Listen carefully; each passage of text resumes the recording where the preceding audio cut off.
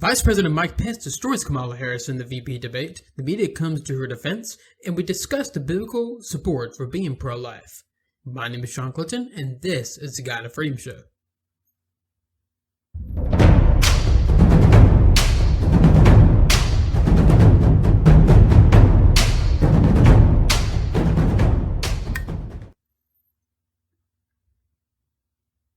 This show is sponsored by Anchor, the easiest way to make a podcast. If you always wanted to start a podcast but didn't know where to begin, Anchor is definitely for you. All you gotta do is just go to the website at anchor.fm or download the app, and you could record your audio from your phone or computer, then edit it from your phone or computer, and then post it.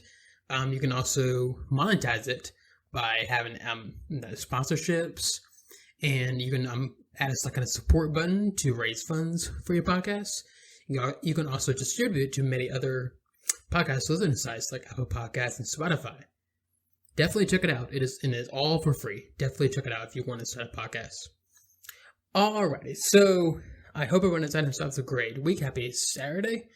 So before I get to kind of the VP debate and what that whole thing was about, I'm going to give you a quick update on how President Trump is doing in terms of COVID, because as you know, last week I broke the news, or not I broke news, but news broke last week that President Trump was diagnosed with COVID-19, and everything. He had to end up going to the hospital in Washington, D.C., but he's back at the White House. He seems to be doing fine and everything, and he's been, latest I've heard, he's been cleared for doing, public speaking events and all that, so that's all good news. He didn't seem to get terrible in terms of the sickness or anything. He got, from what I saw, he probably was on oxygen for a little bit and maybe had a high fever. But other than that, but he wasn't just on his deathbed, as what it seems like some of the media really wanted, because he kept questioning what exactly was his condition. Like, the doctors there were telling him he seems to be doing fine. He's doing well. He's responding to the meds and everything. But the media kept asking, what was he ever on oxygen? Was he ever on oxygen? Did he ever have a fever? It's like that they almost wanted him to get worse. They wanted him to get bad. And now,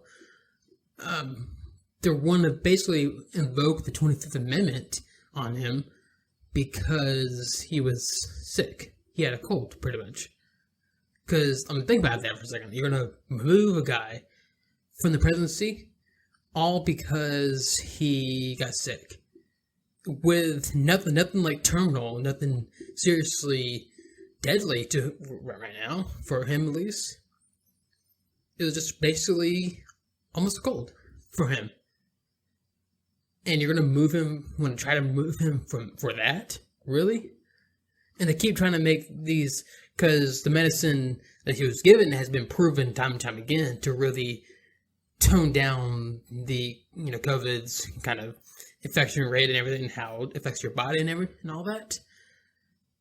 And the media ran a lot of stories on this too, saying that this works. But President Trump takes it, they're saying, well, there's side effects that can affect the mind, so that's why he should probably resign.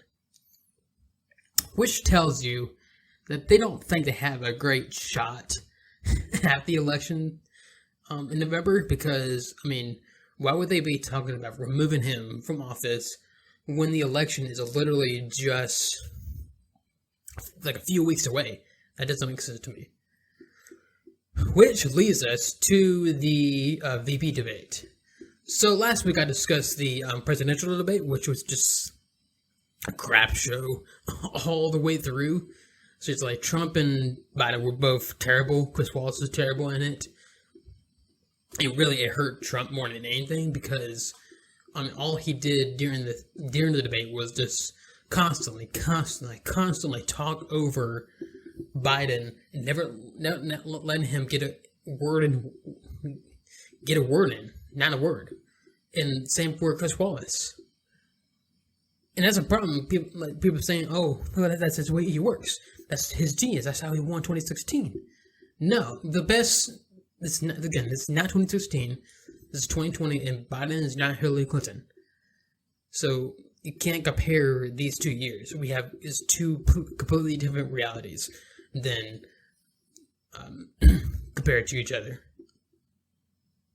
So, because my contention is like the best thing he could have done is let Biden talk. Because the more Biden talks, the worse he looks. Because I mean, Biden's just not there. He's a liar in a lot of ways. He's had a lot of lies in that debate, saying that America is a systematically racist country, that cops are systematically racist and everything, and he just all sorts of lies. And said that Antifa was just an idea, not a group, despite Antifa literally, there's evidence of Antifa literally being a group, and the White House recently announced them as a terrorist organization because of just all the stuff they've been doing over the past few years. So, but Trump being Trump didn't let him speak when he should have, and that was a big mistake on his part. So, but what in the world? Something popped up on the screen right here. But anyways. The VP debate, on the other hand, was fantastic. Was really, really fantastic in a lot of ways. Mostly because Pence is not like Trump in any way. He's very calm, but he's very articulate in his kind of manner and how he speaks and everything. But he knows how to land the gut punches, too. So it was really, he did a really fantastic job. So here's actually a little clip kind of describing and kind of give you an idea on what this debate was like and like how Pence performed and everything. Here's the video right here. And here we go. He goes right out of his corner, goes to the next. He's going right to the left in the cover's face. What a start of a fight here. Another jab. And another. Oh, this is not the Rocky we expected. He's now looks fantastic. Another right. Sting him again. Right.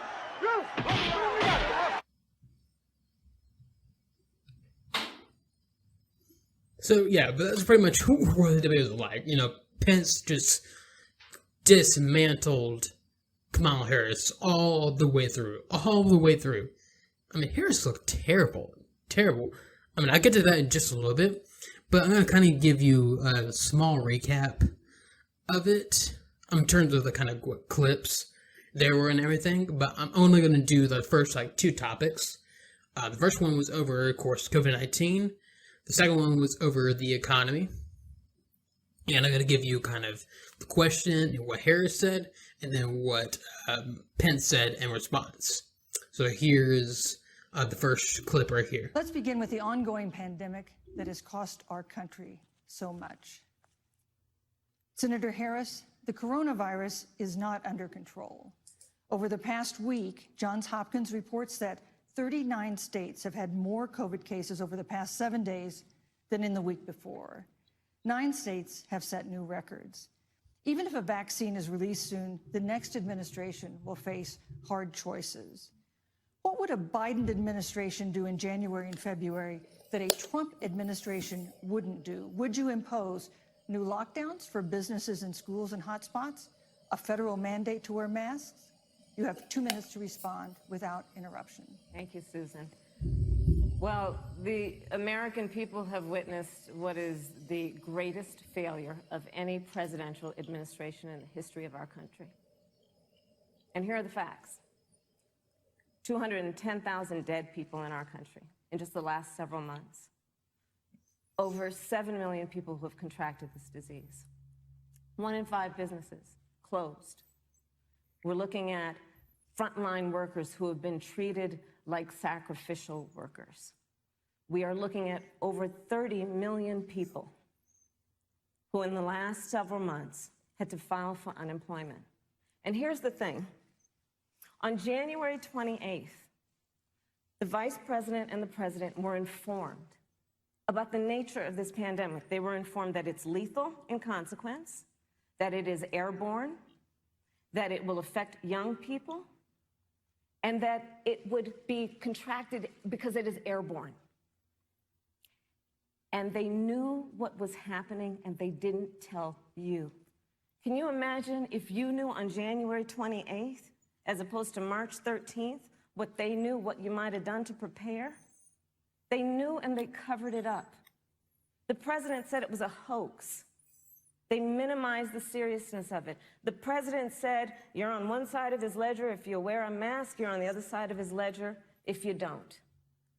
And in spite of all of that, today they still don't have a plan. They still don't have a plan. Well, Joe Biden does. And our plan is about what we need to do around a national strategy for contact tracing, for testing, for administration of the vaccine, and making sure that it will be free for all. That is the plan that Joe Biden has and that I have, knowing that we have to get a hold of what has been going on, and we need to save our country. And Joe Biden is the best leader to do that. And frankly, this administration has forfeited their right to re-election based on this. Thank you, Senator Harris. So, yeah, I mean, notice how she didn't even answer the question. I'm like, what exactly? When they put in lockdowns or anything? Pretty much she's saying, we're going to impose plans on, improving contact tracing and testing, and also push production for the vaccine. Strange, because it's almost like what the Trump administration is doing right now. That's literally what they're doing right now. And Pence, says as much. He actually calls out Kamala Harris on that. Here's what that looked like. Right here. Here's the video. Our nation has gone through a very challenging time this year. But I want the American people to know that from the very first day, President Donald Trump has put the health of America first. Before there were more than 5 cases in the United States, all people who had returned from China, President Donald Trump did what no other American president had ever done. And that was he suspended all travel from China, the second largest economy in the world. Now, Senator Joe Biden opposed that decision. He said it was xenophobic and hysterical. But I can tell you, having led the White House Coronavirus Task Force, that decision alone by President Trump bought us invaluable time to stand up the greatest national mobilization since World War II. And I believe it saved hundreds of thousands of American lives. Because with that time, we were able to reinvent testing. More than 115 million tests have been done to date. We were able to see to the delivery of billions of supplies so our doctors and nurses had the resources and support they needed. And we began, really, before the month of February was out, to develop a vaccine and to develop medicines and therapeutics that have been saving lives all along the way. And under President Trump's leadership, Operation Warp Speed, we believe, will have literally tens of millions of doses of a vaccine before the end of this year. The reality is, when you look at the Biden plan, it reads an awful lot like what President Trump and I and our task force have been doing every step of the way. I mean, quite frankly, when I look at their plan that talks about advancing testing, creating new PPE, developing a vaccine, it looks a little bit like plagiarism, which is something Joe Biden knows a little bit about. And I think good on Pence right there. And notice how it just is on a split screen right there. And just look at Harris during it. She just looks kind of just smirking, and all that. She looked terrible during this debate. And this was the same ordeal all throughout the entire debate. She just smirked and just all sorts of stuff. So now we get to the economy and what this was about right here. So here's the first clip of the question and what Harris responded to right here. Here's a video right here. That's a good segue into our third topic, which is about the economy. This has been another aspect of life for Americans that's been so affected. by this coronavirus. We have a jobs crisis brewing. On Friday, we learned that the unemployment rate had declined to 7.9% in September, but the job growth had stalled, and that was before the latest round of layoffs and furloughs in the airline industry at Disney and elsewhere. Hundreds of thousands of discouraged workers have stopped looking for work. Nearly 11 million jobs that existed at the beginning of the year haven't been replaced. Those hardest hit include Latinos, blacks, and women. Senator Harris, the Biden-Harris campaign has proposed new programs to boost the economy, and you would pay for that new spending by raising $4 trillion in taxes on wealthy individuals and corporations. Some economists warn that could curb entrepreneurial ventures that fuel growth and create jobs. Would raising taxes put the recovery at risk? And you have 2 minutes to answer uninterrupted. Thank you. On the issue of the economy, I think there couldn't be a more fundamental difference between Donald Trump and Joe Biden. Joe Biden believes you measure the health and the strength of America's economy based on the health and the strength of the American worker and the American family.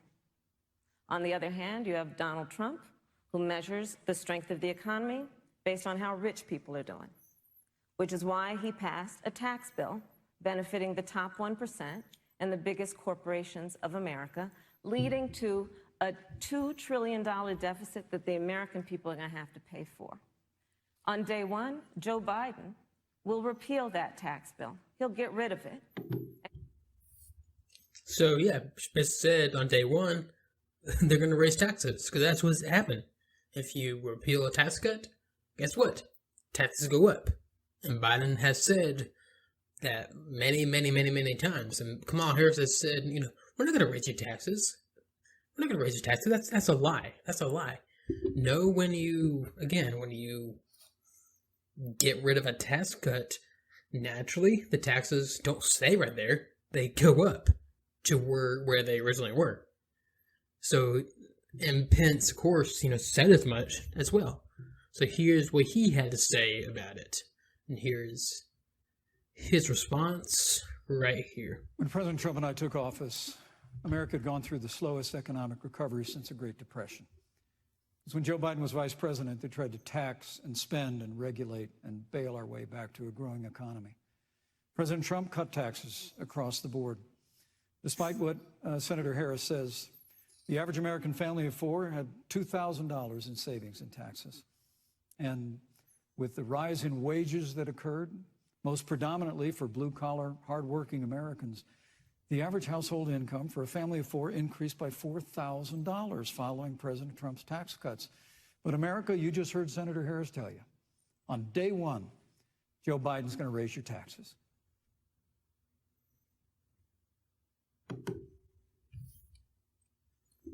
I mean, he's not lying right there. That's exactly what happened right there. I mean, pretty much the entire debate was like this. Just Pence just dismantling Kamala Harris all the way through, especially on the Supreme Court, for example. She refused to answer whether or not they'll pack the court and all that. But I'll continue on with that just a little bit.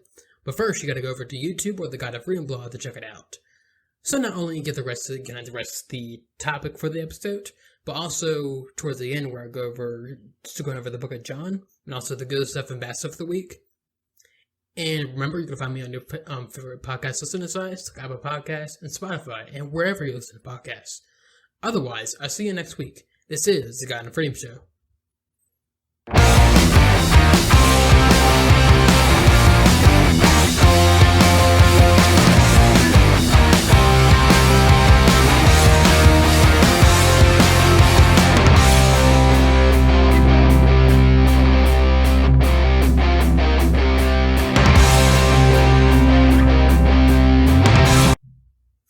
Alright, so let's continue on right here.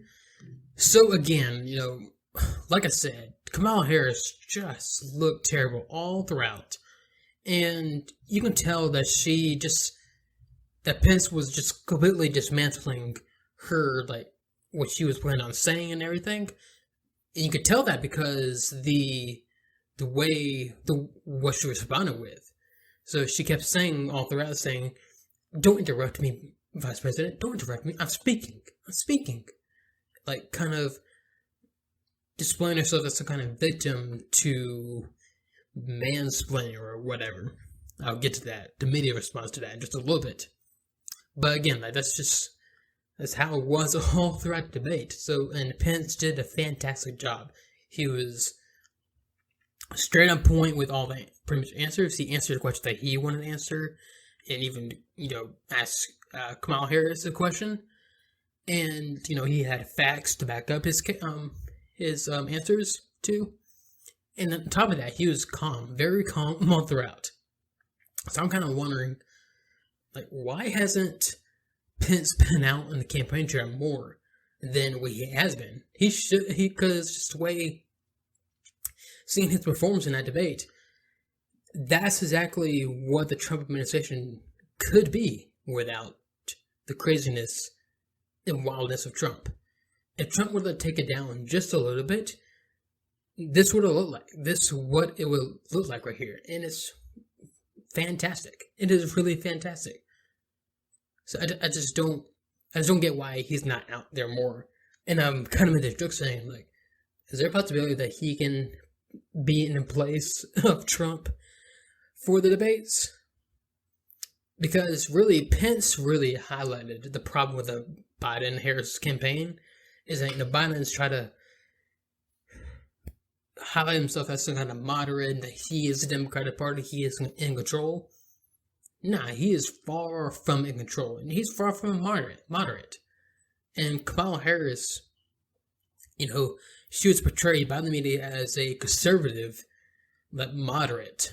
Seriously, that's what the media portrayed her as when Biden picked her. And at the same time, back in 2019, she was labeled as the most liberal senator on the Senate. So you can't have it both ways. And obviously from her ideas, she is very, very far to the left. Very far to the left. She sponsored the Green New Deal. She's a co-sponsor, really one of the first sponsors of the Green New Deal. And that's what came up too, the Green New Deal during the kind of environment. The moderator asked Kamala Harris, saying, you say that you're not going to vote the Green New Deal or anything, but on your website, it highlights all things that are coming from the Green New Deal. So what's going on here? And Kamala Harris completely kind of threw that aside, saying, we're not going to vote the Green New Deal. And Pence rightly called her out on that. So, it's all a complete lie. All a complete lie. And she, lied about the Breonna Taylor case, saying that pretty much the jury lied and the Attorney General lied on the evidence and everything, despite there being actual evidence that we saw of the case. So that doesn't make sense or anything, and completely brushed aside the violence happening in the streets. And she, of course, repeated the lie that Trump has never condemned white supremacy. Again, as a proof of the line, he's condemned white supremacy over and over and over and over again over the years. So, yeah, seriously, you can tell from the debate that Pence clearly won. And how can you tell that? We'll just look at the media response. So, one of the top media responses to this, I'm not kidding, was a fly.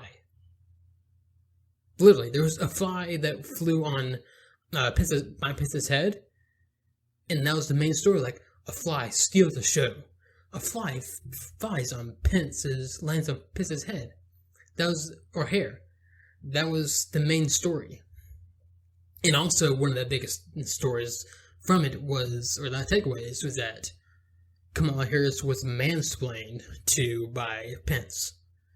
Which tells you, again, that Kamala Harris got dismantled, got destroyed in this debate. Because they're pulling the mansplaining, sexist race card and all that. So here's a piece from USA Today. It's titled, What Kamala Harris Put Up With. Analysis from mansplaining to repeated interruptions. Pence's treatment of Harris during VP debate shows challenges black women face in politics face. Yeah, this you can tell this piece is going to be fantastic. So here is the piece right here. As a black woman on a national stage debating a white man, Senator Kamala Harris had to do more than offer her vision for America on Wednesday night. Harris, the first woman of color chosen to join a major party ticket, was expected not only to follow the explicit rules of the vice presidential debate, but also the unspoken rules of her gender and race. To be calm and collective in the face of disrespect and to resist emotionally, and as a black woman to especially resist anger. Vice President Mike Pence was not tasked with walking that tightrope. He broke even the most basic rules, repeatedly trying to bulldoze Harris, ignore the moderator Susan Page's authority, who, despite the oppression of some viewers, was able to give Harris and Pence nearly identical speaking time. And despite some estimates, Harris actually got more speaking time during the debate. Moderator Susan Page, how she felt about debate. I mean, that's linked to her article, whatever. Experts in gender and political science say Harris had to temper herself, place herself to tread carefully in ways Pence did not. Many women who watched the debate saw an all too familiar spectacle of sexism and racism. This debate, this is by someone named Glennon Doyle. This debate is evidence that white men do not have to follow the rules, while women have to win while following them. Yeah. Okay. Seriously. He interrupts her. That's the debate. That has happened many times in debates. That's not the first time that's happened. But since it happened to Kamala Harris, who's a black woman, that's a terrible thing. He's a sexist and a racist. She had to prove last night that she was qualified to be president of the United States. And that's one of the challenges that women do face in a different way than men. There is an assumption of qualities that are given to men who run for office, and women who have to prove their qualifications, said W. Walsh, director of the Center for American Women in Politics at Rutgers University. Unfortunately, this is still the case for women, especially with the racist trope of the angry black woman, and particularly complicated for women of color. It's particularly complicated for women of color. So this is a tweet from Benjamin Dreyer, and here's what he said. I'm really worried that Kamala will be aggressive in a way that people can't quite put the finger on, but somehow don't like. Is it possible that maybe she's just dislikable? Is that possible? Because she is pretty dislikable, and that has nothing to do with her gender or race. She is just off-putting in many ways. Just her biopolitics and snotty attitude. In a lot of ways, she's just a snob. She's really a snob in many ways. And again, it's not because of her race and gender. I'm saying this. I'm saying this because I've watched her during the debates during the primaries, and now it's very clear. And I'm pretty sure if a conservative black woman were to be a VP nominee or even the presidential nominee and was interrupted during the debate, I'm pretty sure these people would be saying the same thing. I'm so sure they're doing the same thing. I'm sure if Candace Owens runs for president and she's interrupted during the debate, I'm sure they're going to defend her, go on all defense on her, saying that she was the victim of mansplaining. I'm so sure they're going to do that. Harris was also facing a challenger who holds conservative views of women. Pence has said he doesn't dine alone with women, and women aides can't stay late with him at work. In the late 90s, he published an op-ed arguing women shouldn't serve in the military. Okay, so the horrible thing that Pence believes in, that he doesn't dine alone with women, or that his aides don't stay late with him at work.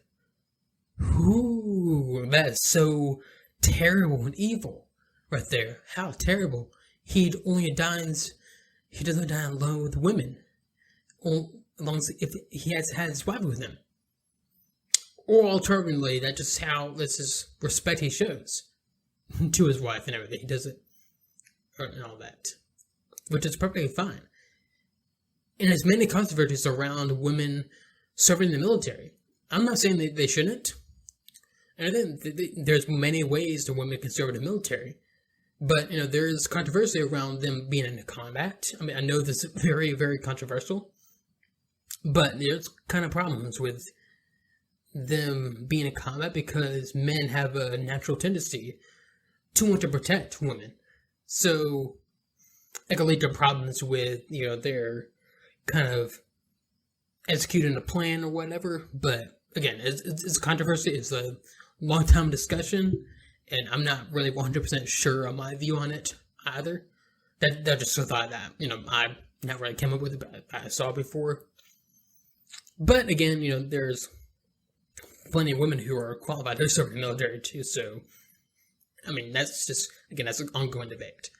Anyways, it continues right here. Reports about Pence's practices around women suggest that, much like Trump, women for him are not equals. So he doesn't dine alone with women without his wife, he doesn't see them as equals. Okay.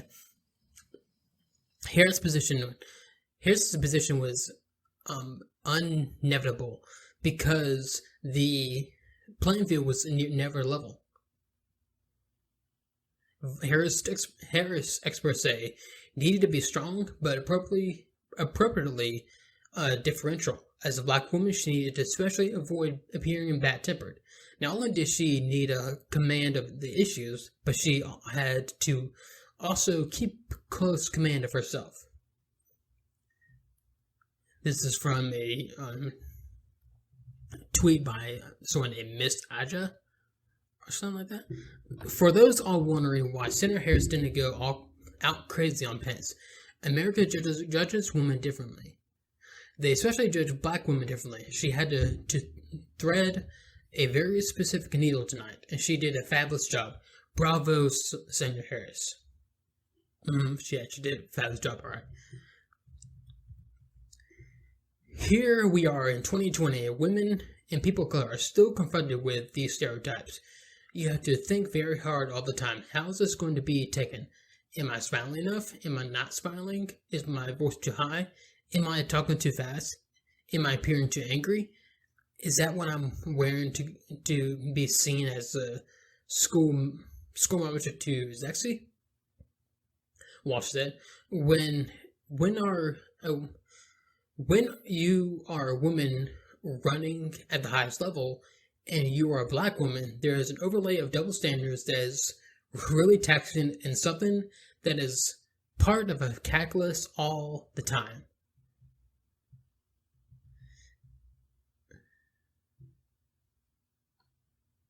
Academic research suggests that black women are disproportionately regarded by white audiences as too angry, too loud, too aggressive.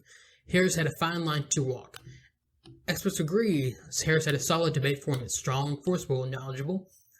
But the work of navigating sexist and racial stereotypes means she also could not be completely authentic, and something Walsh has said can ultimately hold women back, since authenticity, goodness, whatever, is often what voters seek. Apparently I can't read. Alright, it continues right here with what in the world? With the topic of mansplaining. On social media, users remarked that Pence had at times appeared to be mansplaining, a term used to describe when a man explains something to a woman in a condescending way, when he either doesn't know anything about it or knows far less than the woman he is talking to. Okay. When Page asked about the killing of Breonna Taylor, Pence said it was an insult to the police officers across the country for Joe Biden and Harris to say there is implicit bias in the criminal justice system. Okay, I mean, Biden has said that. Harris has said that many times. Where's the lie? Harris was unequivocal in her response. I will not sit here and be lectured by the vice president and what it means to enforce the laws of our country. I'm the only one on the stage who has personally prosecuted everything from child sexual assault to homicide, she said, referring to her time as a prosecutor. Walsh said moments like that resonated, especially with women. A lot of women around the country could feel the certain level of mansplaining going on, and she responded to it in a forceful, clear way. She responded to that assertion by saying, I was a prosecutor. How dare you say that I believe that law enforcement are implicitly biased against blacks, even though I said it many times. And Biden has said it many times. Goodness gracious. This is exactly what the media was doing all over the news that night. They were saying that Harris was a victim of mansplaining and racism and sexism, and there was a fly in Pence's head. That's how you can tell that Pence won. Pence clearly won debate. So where do we go from here?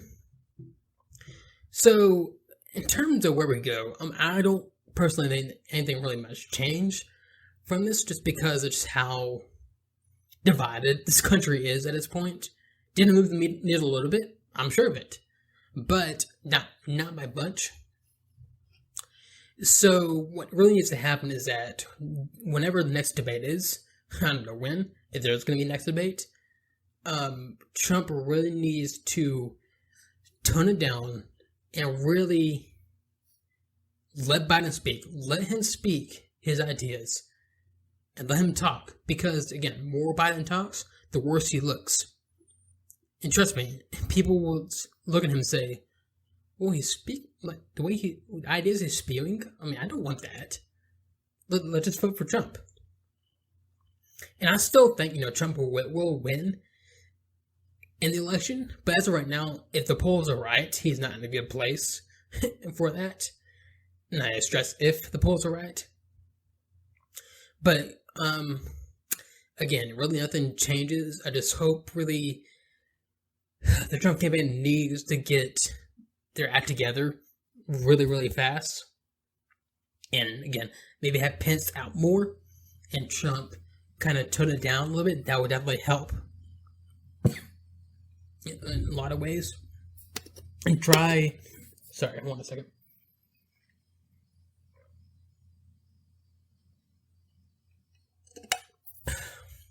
And they really, really need to try to point all attention to Biden and Harris, to their radicalism and their ideas.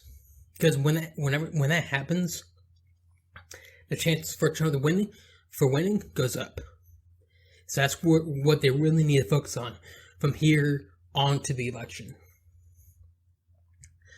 Alright, so speaking of kind of Biden and his radical ideas, and this is something crazy that came out right here.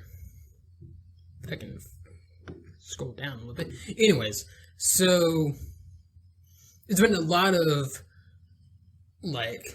expectations and just hesitancy about the Supreme Court nominee and when Amy Coney Barrett be confirmed and everything. And the biggest fear coming out of leftists is that her vote, that she'll be voting to overturn Roe v. Wade when she's confirmed. Which, again, that needs to happen. Roe v. Wade was a horrible, decided decision. There's nothing in the Constitution, nothing in the amendments that have been established that protects women's right to murder the baby. There's nothing in the Constitution about that. So basically, the Supreme Court then decided to write that in. That's the problem with the Supreme Court.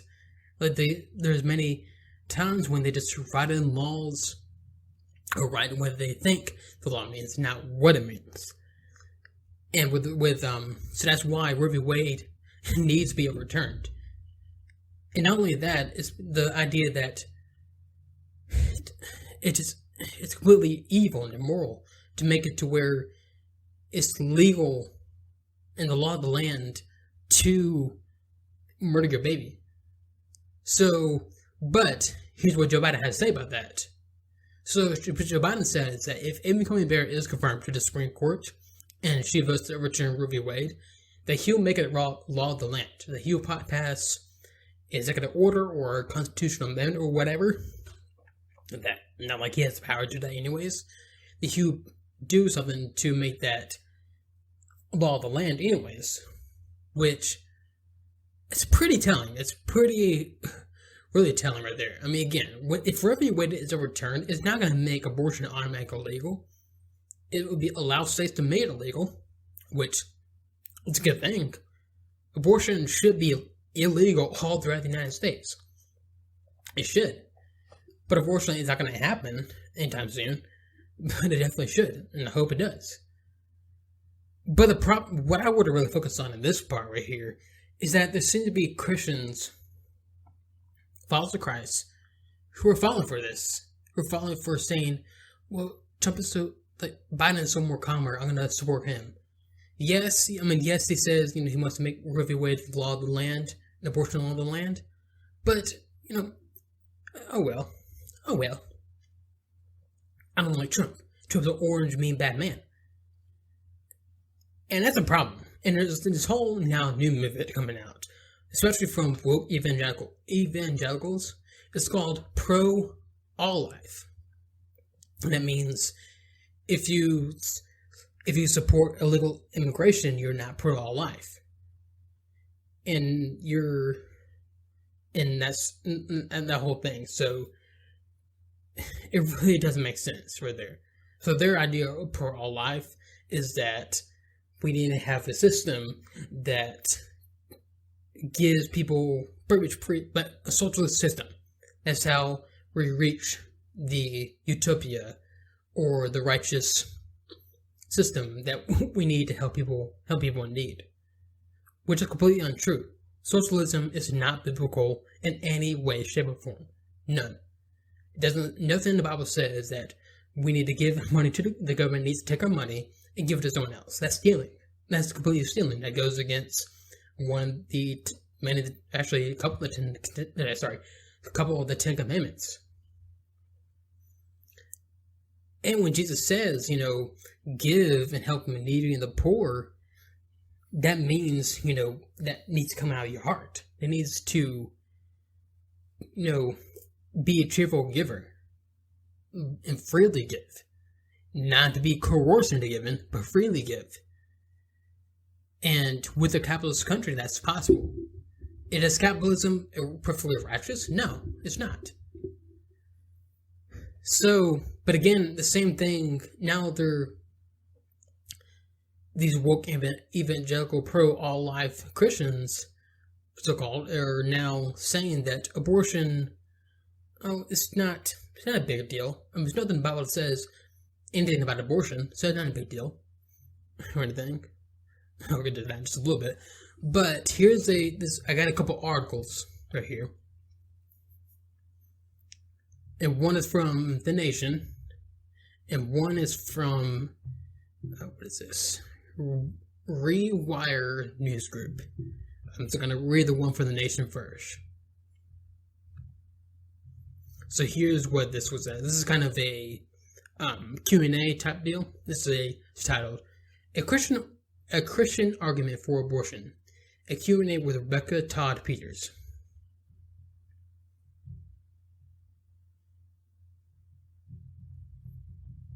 Abortion is a moral issue, just not in the way we've been taught, argues Rebecca Todd Peters, an ordained minister in the Presbyterian Church and professor of religious studies at Elon University.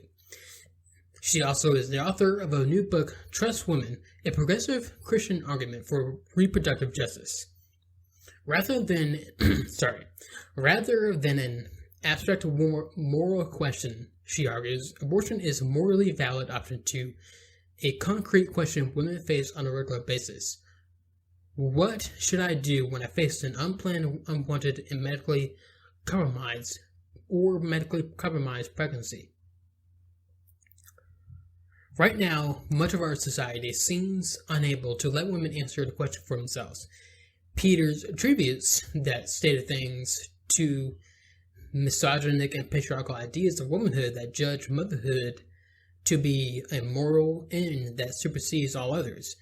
Peters pulls no punches against Christianity, which she holds responsible for shaping many of these cultural norms. As an alternative, Peters offers a moral framework in the language of progressive Christianity and built on a foundation of reproductive justice, an intersectional approach conceptualized by a small cohort of Black women activists in the 1990s that recognizes the complexity of women's reproductive lives within the context of a specific woman's life. The moral consequences of having a child can be equal to, if not greater than, the moral consequences of having an abortion. Oh, really?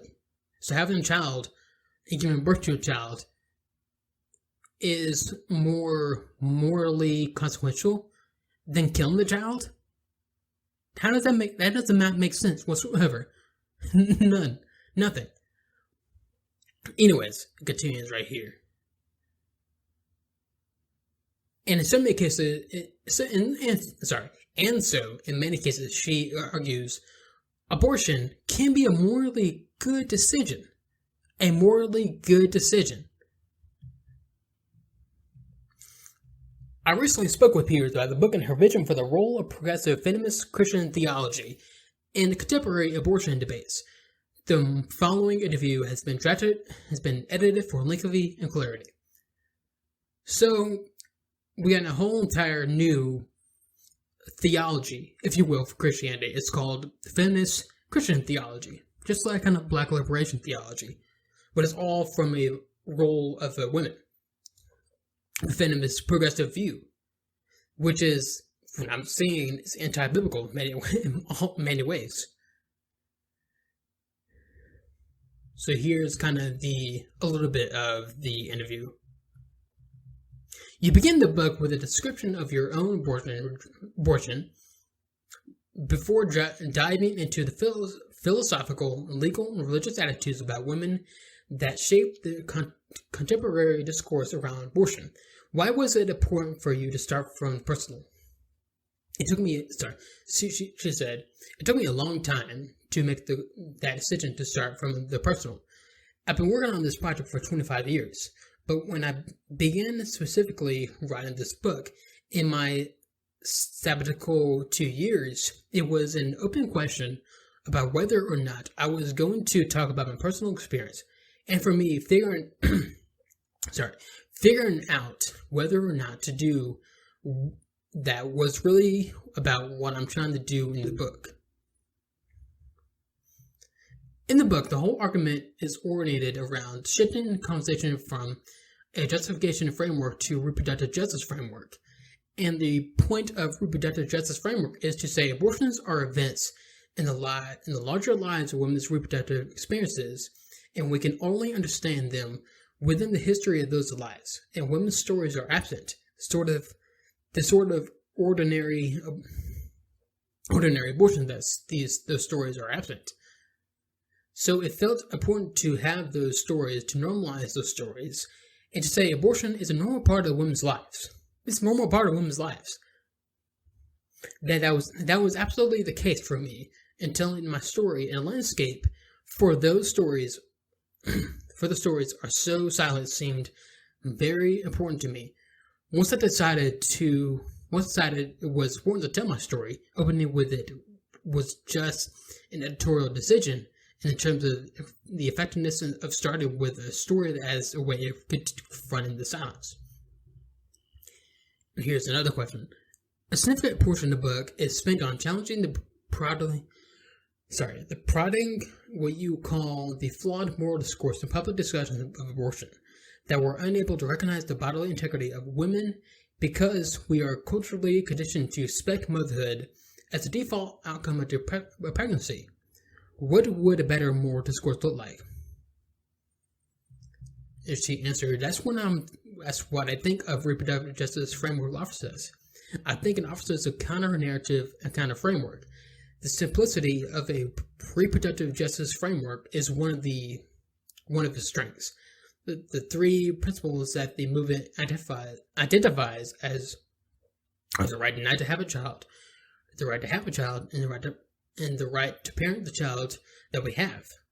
I think this was so powerful about the framework is that I recognize that what is so powerful about that framework is that it recognizes that the issue is about parenting, families, and motherhood, and the right not to be a mother, and the right to be a mother, and the right to raise our children in healthy, safe environments.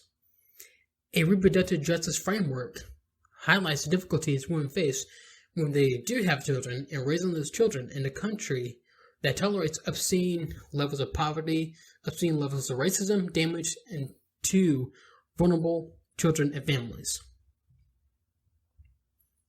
So it's putting abortion back into context rather than isolating it, the questionnaire asks.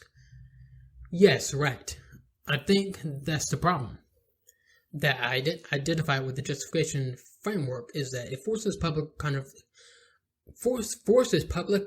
conversation into this narrow moral binary abstract question: is abortion right or wrong? And that's the wrong starting point. Abortion is only ever the answer to a question a woman faces about what should I do when I have an unplanned or medically fragile pregnancy. That's the question. What should I do? That's an absolutely moral question. One of the things I really want to lift up in this book is abortion is definitely a moral issue. Because it's a moral issue within the context of women's lives, where women make more decisions about their sexuality all the time, having a child, I argue, is a larger moral issue than having an abortion because of the moral requirements motherhood are enormous. So that's pretty much what this whole piece is about, is her justification of making abortion like that is morally right. The abortion is morally right. That's what she's trying to explain in this book and in this piece. And it's completely wrong and evil in so many ways. It's not biblical. For a so-called Christian, this is unbiblical. Very unbiblical from her point of view. And she's apparently a minister. And she holds this view on abortion? Really? So here's another piece from the Rewire news group. It's titled Pro-Choice and Christian: How I Unlearned What My Church Taught Me.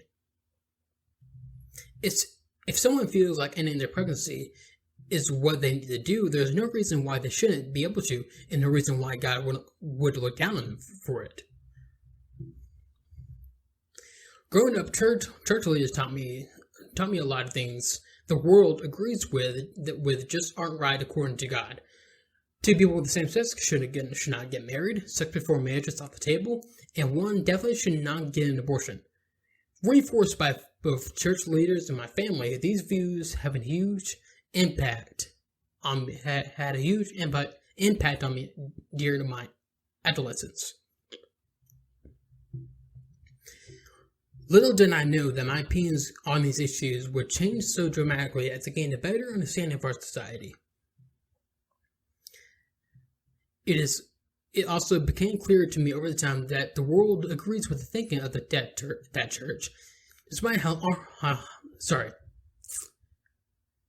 It also became clearer to me over time that the world agrees with the thinking of that church, despite how harmful the views are that it holds. My church definitely wasn't a very conservative and even traditional church. It played contemporary music, and people wore jeans during Sunday service. We even handed out water bottles to activists protesting outside another church where the pastor's homophobic comments. Yet this kindness was actually made the church's teachings even worse. The church's message environment seemed accepting, but ironically, never truly embraced what fell outside the church-approved values and lifestyles. Instead, for example, accepting LGBTQ people as they are, pastors and other members of the staff will open their arms and say they accept their flaws and that God loves them even though they are flawed. These believers may see the mindset as a way of being accepted, but what they really are saying is that they will accept you, that they will accept all of you, except the part of that they believe to be harmful or of a sinful nature. When you grow up in the church, the pastors and others at the top tell you what's right based on what's supposedly aligned with the Word of God. This makes it easier for them to dismiss an opposing view where that becomes prevalent in society, because to them it is of the world or deception of Satan. I would even hear my pastor say that we should stay strong in our beliefs, and even if we are called something a phobe, or accused of having any type of prejudice. I believe these things are so long, especially when it came to abortion. Growing up, I went to a private Christian school goodness gracious, I can't speak. Growing up, I went to a private Christian school from elementary school up until my sophomore year of high school. Most of the people who attended that school were pretty conservative in its environment, so the environment was definitely enhanced my way of thinking. It wasn't until I got to college that I really started talking to people of various points of view. My RA had a friend who was an intern at a local Planned Parenthood. She and I hung out a few times and started having conversations about feminism, the wage gap, and even abortion. She started a club on campus called Fem, where a group of us girls would talk about such topics and also just hang out and have fun. Even though I didn't end up staying involved in this club, I did continue learning about feminism and what it really means to call oneself a feminist.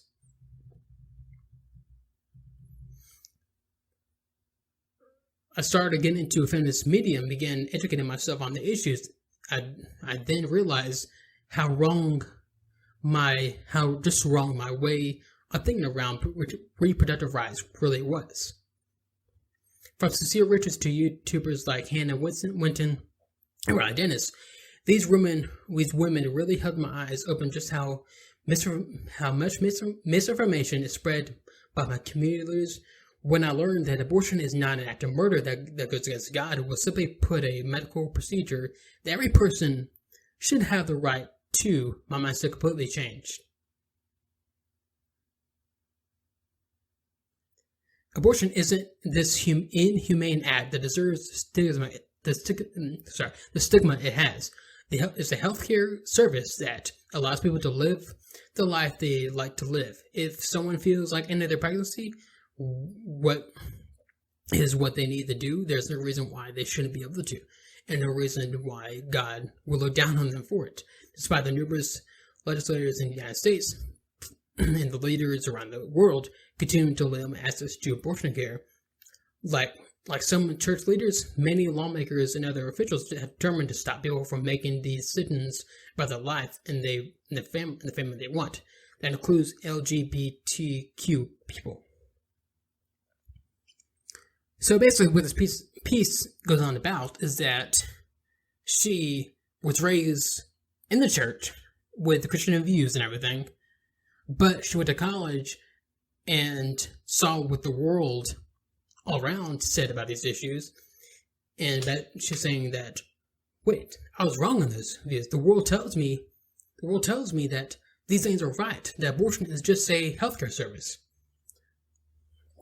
So, like she said earlier, is that her church says that we need to be firm in our beliefs and everything, not falling into the trap of the world or in Satan. That's exactly what Scripture teaches us to do. Let's jump to Romans 12:2. If I can get it open.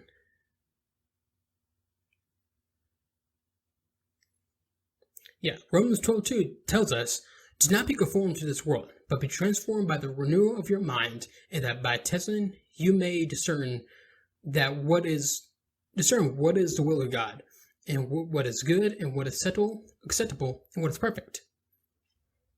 So, basically, what it's saying is that you gotta do not conform to the world. Renew your mind and have your viewpoints from the perspective of what God says. So it's exactly the opposite of what this person is doing. Like, she falls into the world's trap and said, "No, I'm a Christian, but this is right. Abortion is still right." No, it's not. Abortion is far from right. Far from it. It is horrible and evil act. It's not just a medical service. It's a horrible, violent act. And Scripture is very clear on this. Yes, it doesn't mention abortion specifically, but there's plenty of passages and verses in Scripture that suggest that life, it begins at conception, and that it matters to God. So first, let's jump to Isaiah 43:1.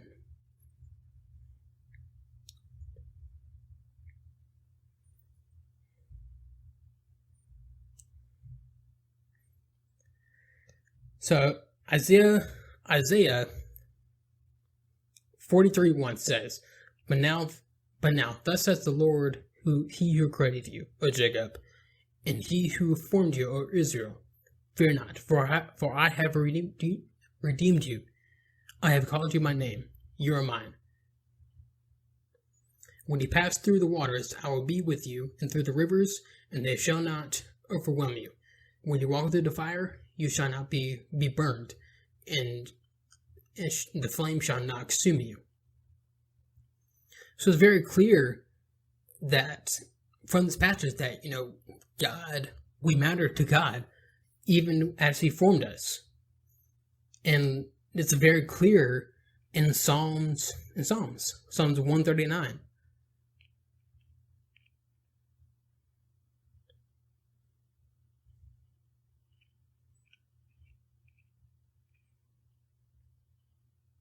Psalms 139, 13 through 14. For you formed my inward parts. You knitted me together in my mother's womb. I praise you, for I am fearfully and wonderfully made. Wonderful are your works. My soul knows it very well. My frame is not hidden from you. When I was being made in secret, intrinsically woven in the depths of the earth, your eyes saw my unformed substance. In your book were written, every one of them, the days that were formed from me, and when as yet there was none of them. So this is very clear right here. God formed us.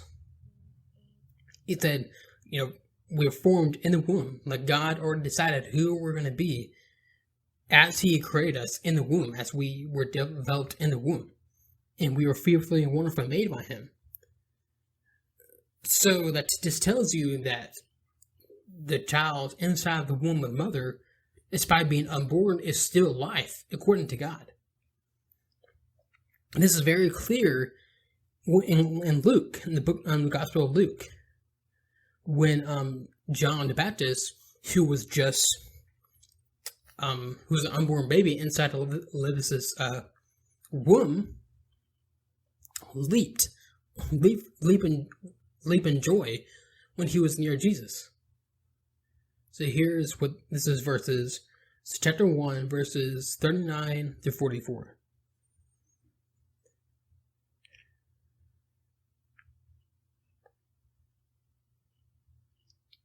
Sorry. There we go. A few days later, Mary hurried to the hill country of Judea, to the town where Zechariah lived. She entered the house and greeted Elizabeth. At the sound of Mary's greeting, Elizabeth's child leaped within her, and Elizabeth was filled with Elizabeth was filled with the Holy Spirit. Elizabeth gave a glad cry and exclaimed to Mary, "God has blessed you above all women, and your child is blessed. Why am I so honored that the mother of my Lord should visit me? When I heard your greeting, the baby in my womb jumped for joy. You are blessed because you believed that the Lord would do what he said." So, like John the Baptist, just the fetus inside Elizabeth's womb leaped for joy, jumped for joy when he sensed Jesus in Mary's womb. Yeah, just a clump of cells. And now we go to the most important aspect right here that separates us, humanity, from all other animals. So we jump all the way to the beginning. Genesis 1:26. Sorry, 1:26.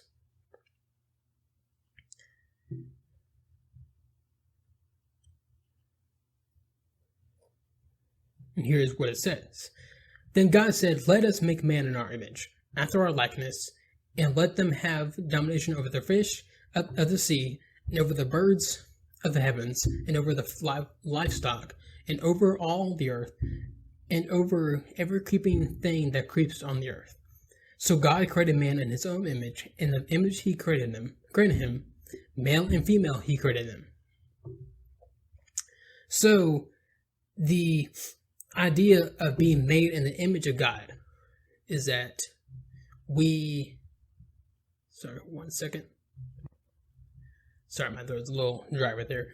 But again, with being made in the image of God, we are given what's called the breath of life from God. And that's what separates us from the animals, other animals. And that's why we're so unique to God. And that's why we matter so much to God, even in the womb. So the idea that God will be okay with abortion is complete nonsense. That doesn't mean he'll forgive the woman for going after the abortion. Of course he will. He forgives anyone who confesses and repents. And that's where kind of we as the church need to step up from, because there's some of the church who had a tendency to kind of shun the women who have an abortion, like shun them away and disown them pretty much. And that's not what we're called to do. Yes, we just said we had to call out sin for what it is. Getting abortion, it's sin. It is murder. But at the same time, we do need to give our hand out to women who are struggling, even if they're struggling with their choice of getting an abortion. There's many women who struggle with that decision after they get it. So that's where we as a church do not shun them away, but bring them in with staying true to scripture, of course, but bring them in and give them love and support in any way, shape, or form. That's exactly what we're called to do in the church. That's what Christ says. But again, the idea that that Christianity needs to be reformed in order to accept all these things is not true. We're not to conform. We are called not to conform to the world. Not in any way. So these woke evangelicals need to really renew their minds and repent and come back to what Scripture actually says. That is just plain and simple right there. Alright, so now let's move on to the book of John now. Back to the book of John. or not back, but to the book of John.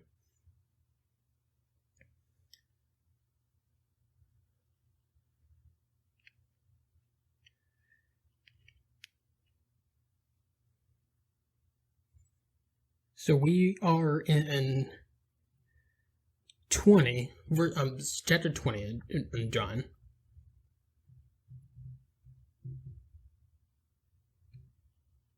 Okay. So this is about the resurrection, and remember you can follow me along if you want as well. Early on Sunday morning, while it was still dark, Mary Magdalene came to the tomb and found that the tomb had been rolled away from the entrance. She ran and found Simon Peter and the other disciple, the one whom Jesus loved. She said, "They have taken the Lord's body out of the tomb, and we didn't know where they had put him." Peter and the other disciple started out for the tomb. They were both running, but the other disciple outran Peter and reached the tomb. I love how John put that in there, because he's describing himself like that disciple Jesus loved. I love how John put the other disciple, Peter and the other disciple was running, but the other disciple outran Peter. Kind of like, that's pretty funny right there.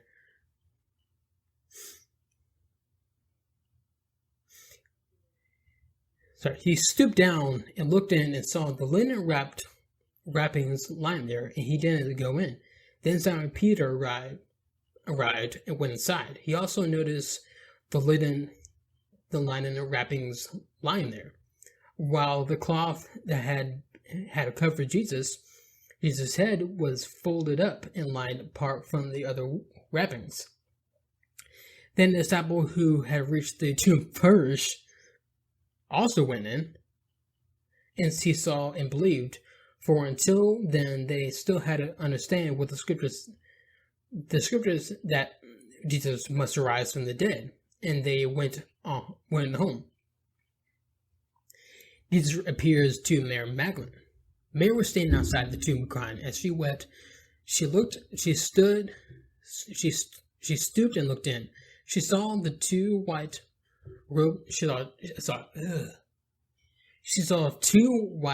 two white robed angels, one sitting at the head of goodness, I can't read. Sorry guys. She saw two white robed angels, one sitting at the head and the other at the foot of the place where the body of Jesus had been laying. "Dear woman, why are you crying?" the angels asked her. "Because they have taken my Lord," she replied, "and I don't know where they have put him." She turned to leave and saw someone standing there. It was Jesus, but she didn't recognize him. "Dear woman, why are you crying?" Jesus asked her. "Who are you looking for?" She thought he was a gardener. "Sir, if you have taken him away, tell me where you have and put him, and I'll go and get him." "Mary," Jesus said. She turned to him and cried out, "Rabboni," which is Hebrew for teacher. "Don't cling to me," Jesus said, "for I haven't yet ascended to heaven. I haven't yet ascended to the Father, but go find my brothers, and tell them I am ascending to my Father, and your Father, to my God and your God." Mary Magdalene found disciples and told them, "I have seen the Lord." Then she gave them his message. Alright, so we'll continue on with the rest of 20 next week. Yeah, we're going to finish 20 next week. Alrighty, so now let's move on to the Good Stuff Ambassador of the Week. So some Good Stuff of the Week, The Chosen has now started filming Season 2, which is fantastic. Again, if y'all not seen The Chosen, definitely watch it. In fact, I'm gonna play a little trailer for it just to show y'all how cool it is. Here's the trailer right here. Let me tell you a story. You think that impossible things can happen? Miracles. I can never forget what I saw. I'm so sorry. I don't actually know your name. I'm Jesus. Are you dangerous? Maybe to some. I saw him. It was incredible. I need to know if we have a problem. The man claimed to be God. False prophecy. Again, I ask you, is there a problem? The so-called miracle worker? Jesus of Nazareth. Apparently something good can come from Nazareth. Roll me like a stone in the water. Watch the mud rise up. If we're going to have a question and answer session every time we do something you're not used to, it's going to be a very annoying time together for all of us. Should've known we'd bring trouble. Trouble gonna find you here. There are righteous men on the lookout for you, and they are weighing every word you say. That's not for you. This is different. Get used to different. We didn't choose him. He chose us. I see you. Oh, I really don't like that man. Follow me, and you'll see more. I was one way, and now I am completely different. And the thing that happened in between was him. And so it's time. Let's go.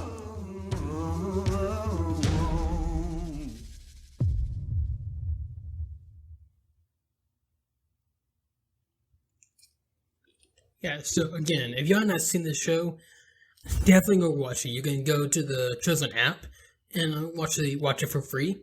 As an app is free too. And of course, if you like it, definitely look to pay it forward to support them financially. But you can also find it on YouTube if you somehow can get the app as well. But still, check it out. Check out the show. But anyways, they started filming season 2, and it looks really, I can't wait to see what it's about. So they're in Utah, and apparently they're going to be going into Jerusalem and in this season.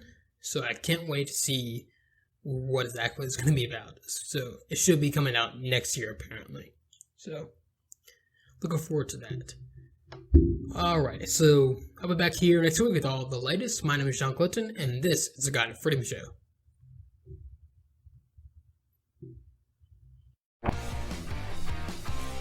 If you enjoyed this episode of the God and Freedom Show, hit that like button and follow the page to get more content.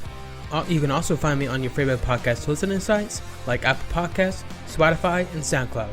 Thank you for listening or watching.